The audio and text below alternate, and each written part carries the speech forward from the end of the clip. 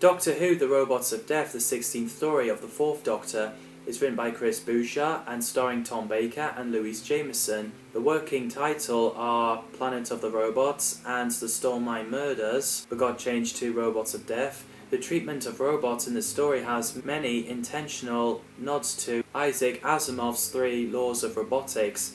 The script refers to robophobia, the irrational fear of robots, as Grimwade syndrome a few times, an inside joke reference to Peter Grimwade. A production assistant who directed some of the film scenes in the episode, Grimwade, had frequently lamented that he was always working on material involving robots.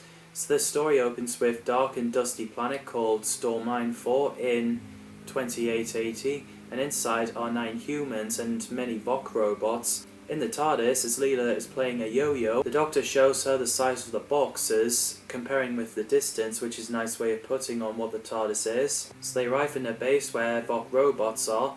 They had a look around, but got taken away by the robots and got locked up. The crew suspected that the Doctor and Leela are murderers, but they're not, as Chud got strangled to death by a robot with red eyes, kinda like the Ood.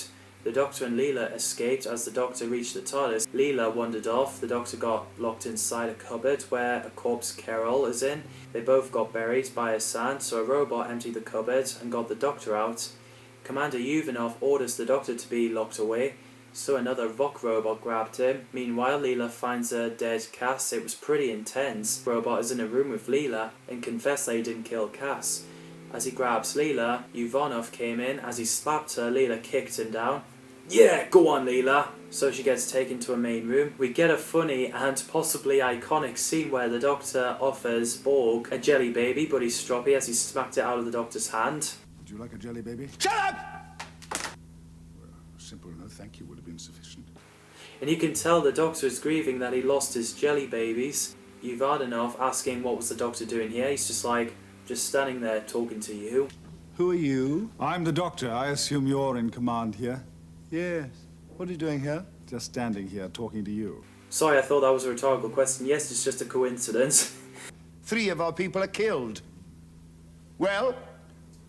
Oh, sorry, I thought it was a rhetorical question. Yes, it's just a coincidence. Especially comparing Borg's size of his mouth and his brain.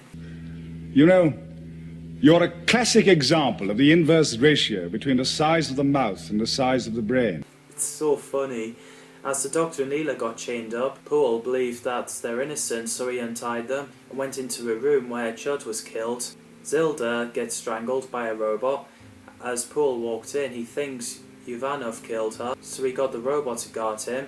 As the engine is out of control, either cut the power to sink. If you don't, you'll get blown up, so the Doctor tries to fix it, and Tu's stopping him. Instead, she's going. I think Tom Baker is always brilliant as the 4th Doctor. Louise Jameson as Leela is an amazing companion. I really love that character. She's badass. David Collins played Ander Poole, who works as an undercover agent for the Caldor City Company, who suffers a breakdown every time he sees a robot from now on. I think his acting is spot on. His name referenced Poul Anderson. Russell Hunter played Kai Ivanov, who's in charge of Sand Miner. Storm Mine 4, who brought in very lucrative minerals. I think he's great as a commander. His name is referenced Isaac Asimov. Pamela Salem, who was considered for the role as Leela but instead voiced Zoannan in the previous story. In Robots of Death she plays Lish Toos, who's a sand miner pilot and later became the captain. She's brilliant, her acting is fantastic. She later played Professor Rachel Jensen in Remembrance of the Daleks.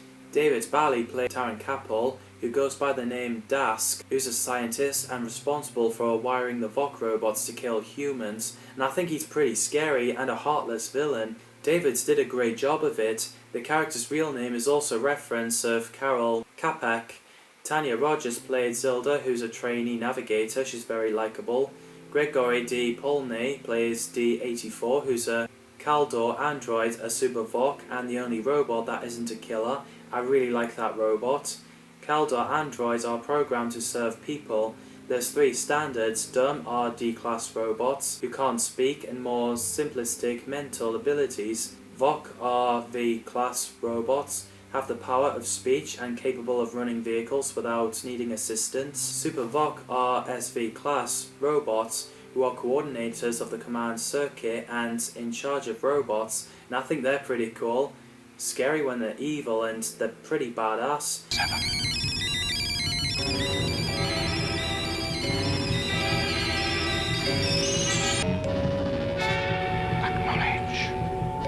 Orders accepted.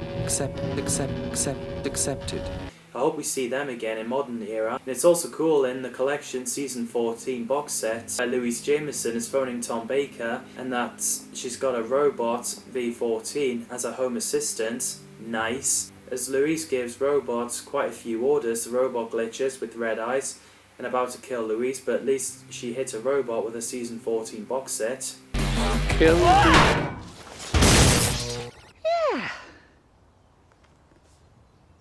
Still got it.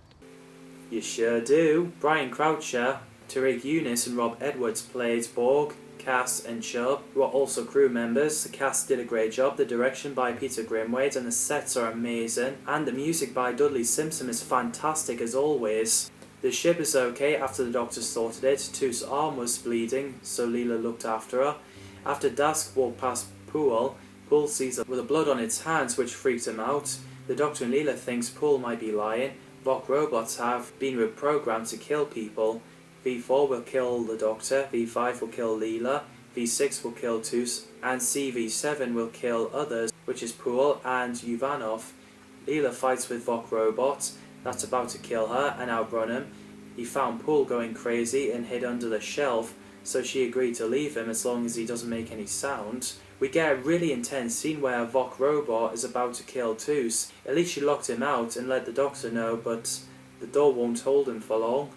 So the Doctor sends D-84 to help Toos, so then Uvanov was about to confront the Doctor, but there's a Vok robot about to strangle the Doctor. So the Doctor and Uvanov managed to escape and headed for control deck after putting a syringe on a robot and got a robot to try and kill the other robot. While Vok robot went in and strangled Toos, they all evacuate. Leela came in with D-84 with a fantastic line. Please do not throw hands at me. D-84 looked after Toos as in shock, so they went to control deck. D-84 rescued Poole, who's unwell, so while the Doctor, Leela and D-84 goes out to stop the robots, Dask, aka Taran Kapl, tried to break in. Uvanov and Toos realises that he's a suspect. We get an emotional scene where D-84 gets damaged by Taran. The Doctor's tied up and Leela is hiding with a canister of helium gas. As she releases it, Taran's voice is high-pitched and gets unrecognised, and he gets killed. Uvanov and Toos gets knocked out, and D-84 sacrificed himself to destroy all killer Vok robots. And it's pretty funny when Leela says, "Will somebody let me out?" in a high-pitched voice. The only crew survived are Uvanov, Toos and Poole. The rescue ship is on their way. This is a brilliant story, pretty scary. What did you think of Robots of Death? Let me know in the comments down below. Thanks for watching, and I'll see you in the next video.